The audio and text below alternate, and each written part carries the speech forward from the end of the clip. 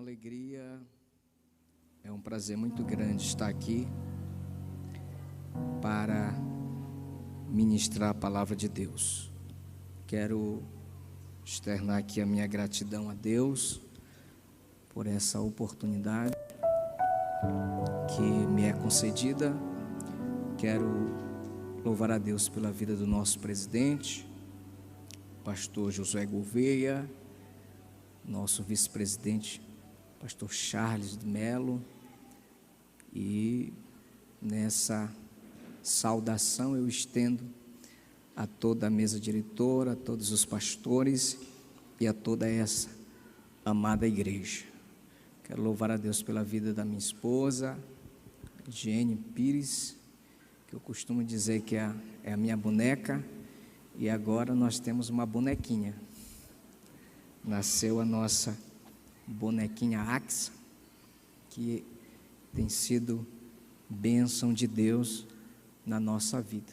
Deus abençoe minha sogra, a irmã Sebastiana, que está aqui, é do Pará, mas ela já está aqui mais de um mês, veio para cuidar da minha esposa, e todos os demais irmãos, Deus a abençoe. Sem esquecer do meu amigo pastor José Santana. Pastor Josué, Deus, ele trouxe um amigo.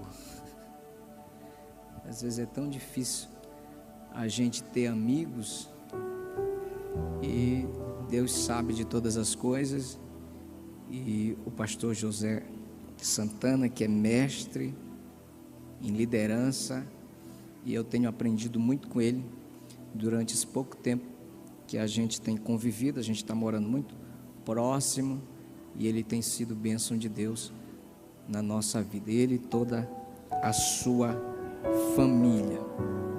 Queridos, eu já vou ler a palavra. Eu só quero rapidão aqui, Deus me deu a honra de publicar um livro no final do ano passado, Os 5 Altares de Abraão, e esse livro tem edificado muitas vidas, pessoas que têm comprado, tá bom? No final eu trouxe alguns exemplares ali, os irmãos quiserem nos abençoar, nos ajudar, compre.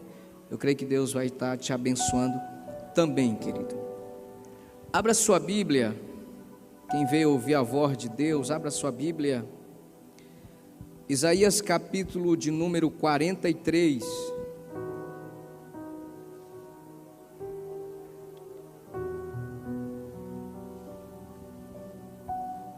Isaías capítulo de número 43.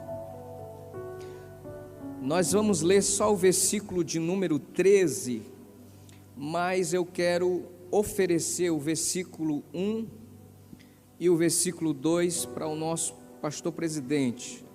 O aniversário dele será só dia 27, não é isso, pastor? Mas esse mês é o mês do aniversário dele, e não poderia perder a oportunidade de deixar aqui uma palavra. Isaías 43, versículo 1 e 2, eu ofereço para você, pastor. Eu vou só mudar aqui umas palavras e colocar seu nome. Porém agora assim diz o Senhor que te criou, ó Josué, e aquele que te formou, ó pastor, não temas, porque eu te remi, eu te chamei pelo teu nome, tu és meu. Quando tu passares através das águas, eu estarei contigo, e através dos rios eles não te submergirão. Quando caminhares através do fogo, tu não serás queimado, nem a chama queimará sobre ti. Recebe essa palavra, pastor. O versículo que eu vou pregar, querido, é o versículo de número 13, ainda de Bíblia aberta, Isaías 43, versículo 13, diz assim: sim, antes que o dia existisse, eu sou, e não há ninguém que possa livrar da minha mão. Eu irei operar, e quem impedirá? Ou em outra tradução, quando eu opero, quem impedirá? Podem sentar, queridos. Ouça o que Deus tem para falar contigo nesta noite. Deixa Deus te usar aí, tecladista. Queridos, o livro do profeta Isaías é um livro conhecido como profeta messiânico. O livro do profeta Isaías é um dos livros que mais fala sobre as profecias acerca do Messias. Isaías, ele é categórico nas suas palavras, na sua profecia. Ele é tão detalhista, é tão claro a sua mensagem acerca do Messias, acerca do prometido de Israel, acerca do Cristo, que se você observar o capítulo 53, é como se Isaías estivesse vendo Jesus indo para a cruz, pastor Charles. É como se Isaías estivesse contemplando toda a trajetória de Cristo para a cruz. No capítulo 53 ele detalha sobre o Cristo sofredor, sobre aquele que ia padecer, o servo que ia padecer. E Isaías, alguns estudiosos, eles acreditam que o livro do profeta Isaías é uma espécie de mini Bíblia. Por que mini Bíblia? Porque toda a Bíblia, ela tem 66 livros. Antigo Testamento, 39 livros. Novo Testamento, 27 livros. Eles acreditam que do capítulo 1 de Isaías até o capítulo de número 39 é como se fosse o Antigo Testamento. Do capítulo 40 até o capítulo 66 é como se fosse o Novo Testamento. Porque eles acreditam nisso. Porque se você observar, você vai ver que a mensagem do capítulo 1 até o capítulo 39 é uma mensagem de juízo, é uma mensagem dura, é uma mensagem pesada, é uma mensagem de conserto, é uma mensagem de punição, é uma mensagem de puxão de orelha, era uma mensagem para o povo voltar ao caminho, voltar à direção, se arrepender, mudar de vida. Mas a partir do capítulo 40 até o capítulo 66, parece que a mensagem muda. É o mesmo Deus, é o mesmo Senhor, é o mesmo profeta que está recebendo a palavra de Deus e transmitindo para o mesmo povo. Só que a linguagem é mais branda, a linguagem é um sentimento de amor. Porque a partir do capítulo 40 você vai encontrar Deus falando assim: não temas, porque eu sou contigo. Não pasme, porque eu sou teu Deus, eu te ajudo, eu te sustento. É a partir do capítulo 40, pastor Josué, que você vai ouvir Deus falando e dizendo assim: é eu que faço novos céus e nova terra, é eu que crio todas as coisas. É a partir do capítulo 40 que você vai ver Deus dizendo: se tu passares pelo fogo, a chama não vai arder em ti. Se tu passares pelas águas, elas não te submergirão, porque eu estarei contigo. É a partir do capítulo 40 que você vai encontrar Deus dizendo que Ele coloca o teu nome nas palmas da sua mão e Ele te sustenta, Ele te guarda. É a partir do capítulo 40 que você vai encontrar Deus dizendo que Ele trabalha, Ele trabalha. Cadê os crentes? Cadê os crentes que vieram para adorar a Deus? Ele trabalha para aqueles que nele esperam. Quem espera em Deus, levanta a mão e adora o nome do Senhor nesta noite.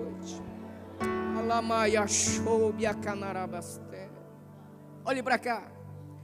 E do capítulo 40 até o capítulo 43, a gente vê Deus tratando com Israel. Se eu estou dizendo que do capítulo 40 até o capítulo 66 é o Novo Testamento, então o capítulo 43 é como se fosse o Evangelho de João. Memorize isso. Fique com isso na sua memória. O capítulo 43 é como se fosse o Evangelho de João. E aqui você vai observar Deus tratando com Israel e mostrando o seu cuidado, a sua proteção, a sua ajuda. Porque Israel, Judá, na verdade, Judá está considerando Deus injusto, Deus indiferente.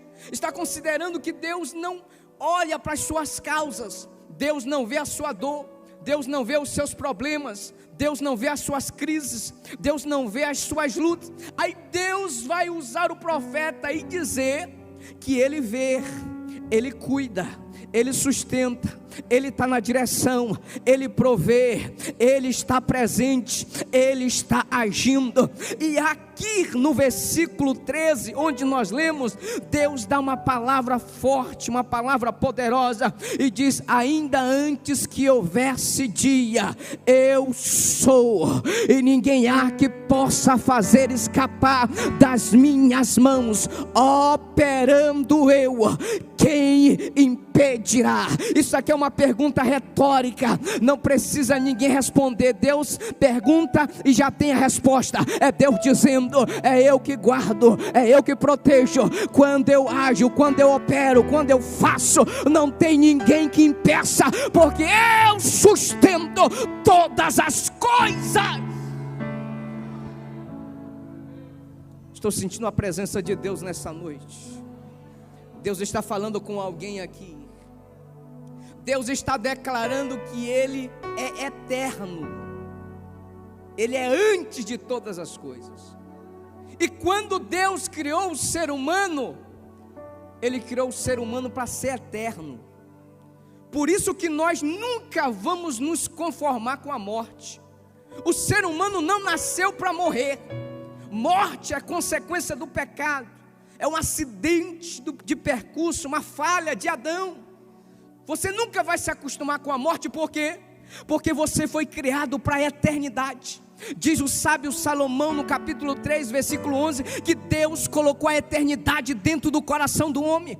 É por isso que o ser humano clama por eternidade. É por isso que o ser humano não quer morrer. Mesmo na velhice, ele faz de tudo para continuar vivendo, para continuar existindo. Lá fora os ímpios não entendem. Por quê? Porque os crentes entendem que há uma eternidade pós-morte, há uma eternidade com Deus. Os ímpios não entendem, programam de tudo, fazem de tudo para viver para sempre. Mas nós já descobrimos o segredo. Qual é o segredo? Cristo Jesus nos declarou, ou nos deu a promessa de que nós viveremos para sempre, para sempre. Quem vai viver para sempre? Quem vai viver para sempre? Levanta a mão e adora o nome do Senhor. Olhe para cá.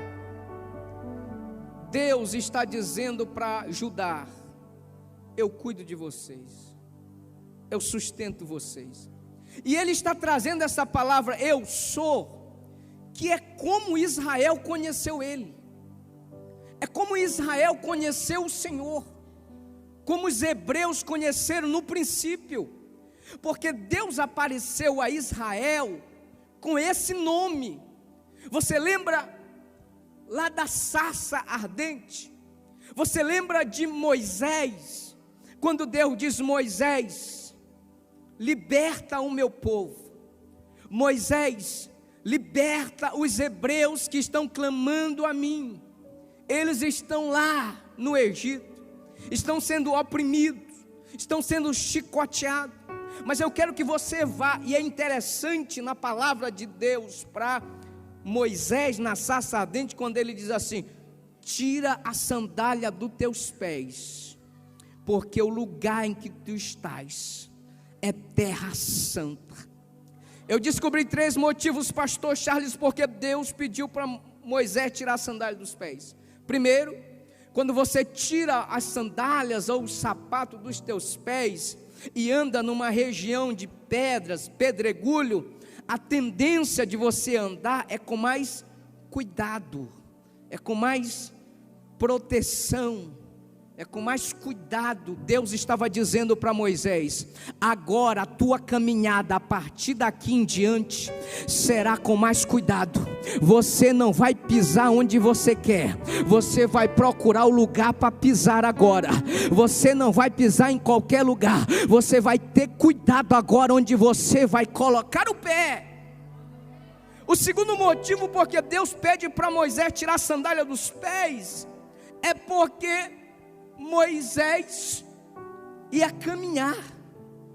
Assim como as nossas mãos têm DNA, os nossos pés têm DNA. Deus estava dizendo: Moisés, a tua caminhada em libertação ao meu povo será uma caminhada que vai ser uma trajetória nova. Deus estava dizendo: o teu DNA, a tua história de volta para o Egito será uma história nova, será uma história diferente, será uma história marcada com a minha glória e o meu poder. Terceiro motivo, Moisés tirando as sandálias, os sapatos dos pés, e aquecer também os pés. Então, se aquecer os pés, ia estar com a presença de Deus. Se aquecer os pés, ia estar com a glória de Deus. Se aquecer os pés, estava com a manifestação de Deus. Era Deus dizendo: Moisés, a partir de agora em diante, é a minha presença que vai contigo, é a minha glória que vai contigo. Onde tu chegar, a minha presença está. Onde tu pisar o teu pé, a minha presença vai estar contigo. Eu não vou te abandonar. Aí Moisés vai.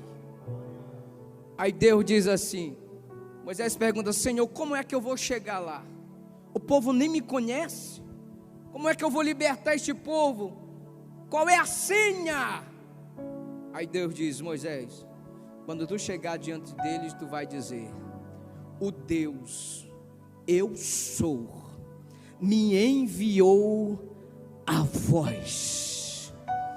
O Deus, eu sou, me enviou a voz. Aí lá vai Moisés. E é interessante que quando Moisés chega, ele chega no nosso linguajar com tudo. Ele chega desbravando. Ele chega o que? Com 10 praga. Era Deus dizendo: a minha mão estará sobre o Egito. Cada praga era um dedo de Deus, pastor Josué, para mostrar que quando ele chega, ele muda história. Quando ele chega, ele derrota o inimigo. Quando ele chega, ele muda o curso. Quando ele chega, ele faz alguma coisa. Deus manda eu dizer para alguém aqui nesta noite: levanta a mão, levanta a mão. Ele está chegando para mudar a tua história. O Deus, eu sou, está se manifestando para fazer alguma coisa na sua vida. Aí Deus manifesta 10 pragas. Primeira praga, as águas se transformaram em sangue. Segunda praga, rãs. Terceira praga, piolho. Quarta praga, veio aí a quarta praga, veio as moscas, a gente chama de mosca. A quinta praga veio peste nos animais. Sexta praga, úlcera. Sétima praga, saraiva. Oitava praga, gafanhoto. Nona praga, essa nona praga era para marcar, era para dar o checkmate, pastor Charles. Por quê? Porque os egípcios acreditavam que o sol era o Deus maior, era o Deus poderoso, era o Deus que estava acima de todos os deuses que ele adorava. Aí interessante que a Bíblia diz que enquanto no Egito estava escuridão, lá diante dos hebreus tinha claridade. Lá diante dos hebreus tinha luz. Era Deus dizendo: eu que governo, eu que mando. Eu mando no sol, eu mando na lua, eu mando na terra, eu mando no universo. Aí a 10ª praga, o 10º dedo de Deus, a matança dos primogênitos. Porque Deus manifestou essa 10ª praga? É porque quando os primogênitos morriam, ou quando eles morreram, os primogênitos eram o sucessor, era o que ia substituir no trono, era o que ia substituir na casa. Falava também de continuação de história. Deus está dizendo assim para os hebreus: E Deus está dizendo para esta igreja: não vai ter sucessor de inimigo que vai atrapalhar a tua caminhada, que vai atrapalhar a tua história. Ele vai acabar com o sucessor inimigo, porque a tua caminhada será uma caminhada de vitória. Quem crê nisto, levanta a mão e manda glória para o Senhor nesta noite. Olhe para cá. Deus libertou Israel com esse nome. Eles atravessaram o Mar Vermelho. Você sabe toda a história. Os egípcios tentaram atravessar, vinham como um cão feroz para tentar devorar Israel. Mas pela mão de Deus, o mar se abre, o povo passa a pés enxutos, os egípcios entram. Do outro lado, Moisés estende o cajado, o mar se fecha diante dos inimigos e todos morrem. Israel vê isso, os hebreus contemplam isso. E do outro lado, Miriam, a irmã de Moisés, diante daquele momento de terror, de assombro e de vitória ao mesmo tempo, ela pega um tamborim e começa a tocar e fazer um hino para Deus, dizendo: só o Senhor é Deus, só o Senhor é Deus, só o Senhor é Deus, só o Senhor é Deus.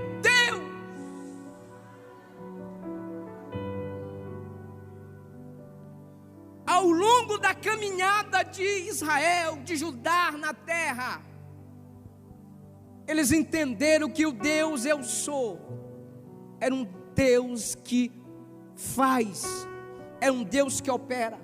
Porque essa expressão eu sou, no hebraico, de onde surgiu a palavra Yahvé.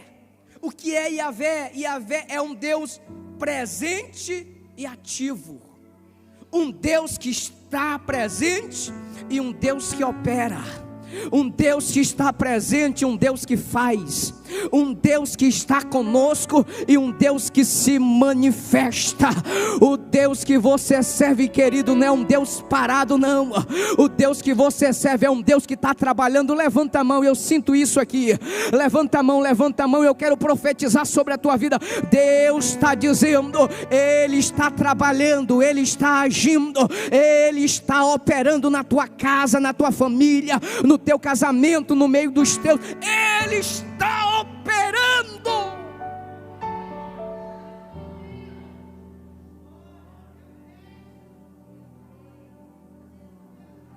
Aí ao longo da história de Israel, Deus foi usando os profetas, dizendo que ia se manifestar o Deus eu sou. Ele viria. Os profetas profetizaram, Ele vem. Isaías profetiza e diz, fala dele como Emanuel.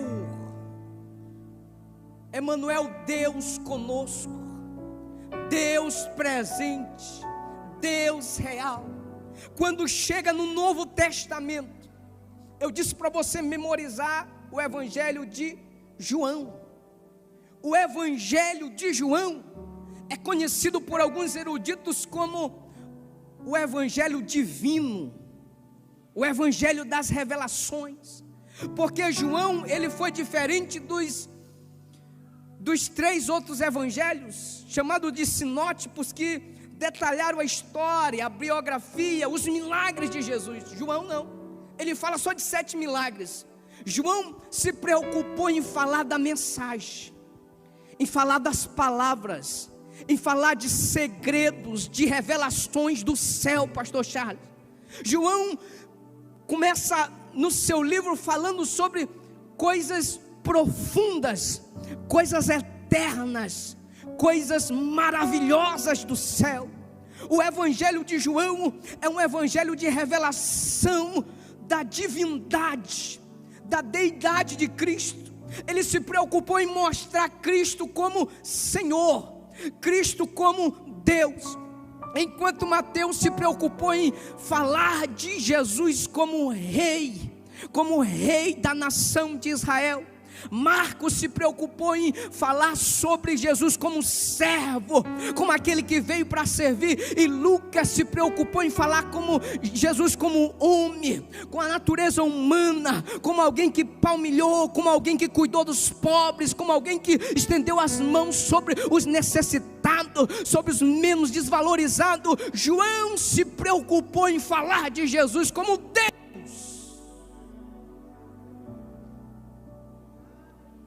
E sabe o que eu descobri? Que em cada capítulo de João há uma representação de Jesus, há uma manifestação da divindade de Cristo. Como assim, pregador? Ouça aí, no capítulo 1, ele é o verbo encarnado. No capítulo 2, ele é o operador de milagre. No capítulo 3, ele é o Filho unigênito do Pai. No capítulo 4, ele é a água viva. No capítulo 5, ele é igual ao Pai. No capítulo 6, ele é o pão vivo que desceu do céu. No capítulo 7, ele é a fonte inesgotável. No capítulo 8, ele é maior do que o patriarca Abraão. Ele é também a luz do mundo. No capítulo 9, ele é o que? O revolucionário da religião. No capítulo 10, ele é o bom pastor. Ele é também a porta da salvação, pastor Charles. No capítulo 11, ele é o que? Ele é a ressurreição e a vida. No capítulo 12, ele é o personagem principal da festa. No capítulo 13, ele é o exemplo de humildade. No capítulo 14, ele é o caminho, a verdade e a vida. No capítulo 15, ele é a videira verdadeira. No capítulo 16, ele é o consolador dos irmãos. No capítulo 17, ele é o sumo sacerdote. No capítulo 18, ele é o substituto na condenação. No capítulo 19, ele é o rei dos judeus. No capítulo 20, ele é o mestre ressurreto. E no capítulo 21, ele é o que, pregador? Ele é aquele que restaura o arrependido e coloca no devido lugar. Como assim? Já estou partindo para o final. É porque no capítulo 21 que está a história de Pedro. Pedro é aquele que nega Jesus 3 vezes. Quando Jesus ressuscita, ele diz para as mulheres, diz para Pedro e para os outros. Jesus é específico em falar o nome de Pedro. Diz para Pedro que eu vou para Galileia. Porque Pedro negou o pastor Josué. E Pedro estava frustrado. Pedro estava triste. Pedro ficou como saia justa. E agora o que será de mim? Eu disse que eu ia até o fim com ele, neguei ele. Pedro está lá, de repente Jesus aparece na beira da praia. Ele aparece na beira da praia, Pedro vem, tem todo aquele momento, e eu fico imaginando, às vezes a gente pregador, a gente fica imaginando. Eu fico imaginando Jesus ali, e Pedro de cabeça baixa, uma hora ou outra, levantava os olhos e olhava, e agora o que será de mim? O que ele vai me dizer? Aí Jesus chama Pedro em particular, vamos andar um pouco aqui na beira da praia? Aí Pedro, e agora? Agora ele vai puxar minha orelha. O que será de mim? Pedro, tu me ama? Senhor, eu te amo. Nessa linguagem de Jesus, tu me ama, ele está falando do amor ágape, do amor de Deus. Só que a resposta de Pedro é o amor filion, é o amor de família, é o amor de amigo. Pedro diz, eu te amo. A segunda vez Jesus diz, Pedro, tu me ama? Aí Pedro diz, Senhor, eu te amo. Aí a terceira vez que Jesus vai falar, ele já não fala do amor divino, do amor ágape, ele fala do amor de amizade, do amor de família. Diz, Pedro, tu me ama? Aí Pedro baixa a cabeça e diz, tu sabe de todas as coisas. É aí que Pedro reconhece que ele não tem força, ele não tem poder para vencer as lutas e provações. Só com a presença dele, só com a presença dele, nós podemos vencer todas as coisas. Fiquem em pé adorando, fiquem em pé adorando.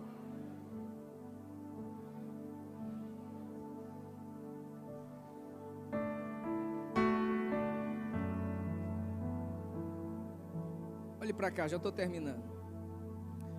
Por muito tempo na minha cidade eu fui discipulador.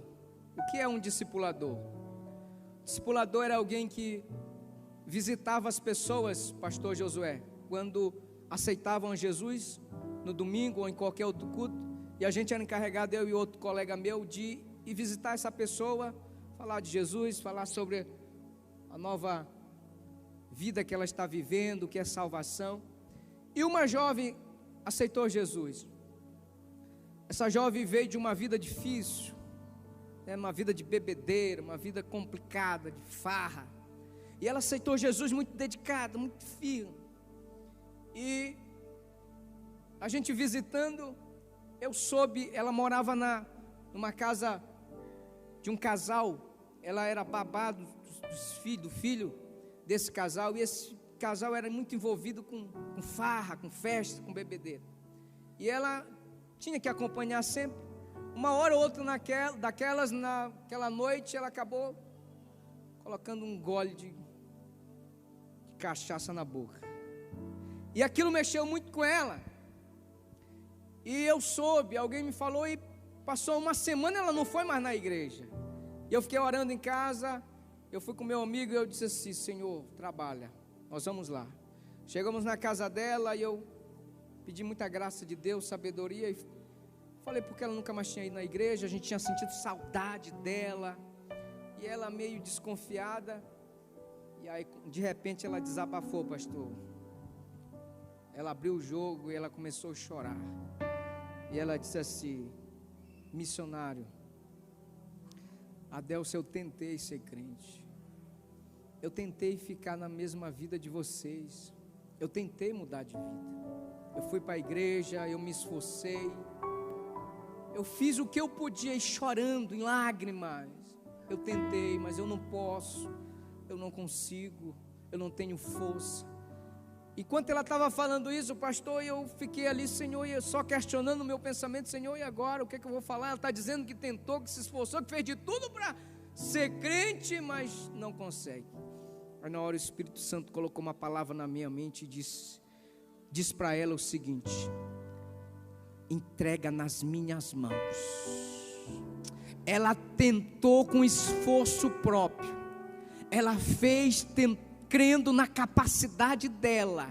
Diga para ela: entrega nas minhas mãos. Eu disse para ela: olha, eu sei que você fez de tudo, se esforçou, não conseguiu. Deus está dizendo: entrega nas mãos dele. Entrega o teu caminho, entrega a tua vida, entrega a tua força, que ele vai mudar. E naquela hora ela dobrou o joelho em lágrimas. Eu coloquei a minha mão sobre a cabeça dela e fiz uma oração ao Senhor, pedindo que Deus reconciliasse, desse força. E para encurtar aqui o testemunho, hoje ela é a esposa de um pastor, de um missionário amigo meu. Eles estão no campo, no Piauí. Toda vez que eu faço viagem, eu passo por lá para visitar eles, e sei da obra maravilhosa que Deus está fazendo através daquele casal. Deus batizou ela na escola. Enquanto ela estava lembrando dos cultos, Deus desceu, ela foi batizada. Hoje é um instrumento nas mãos de Deus.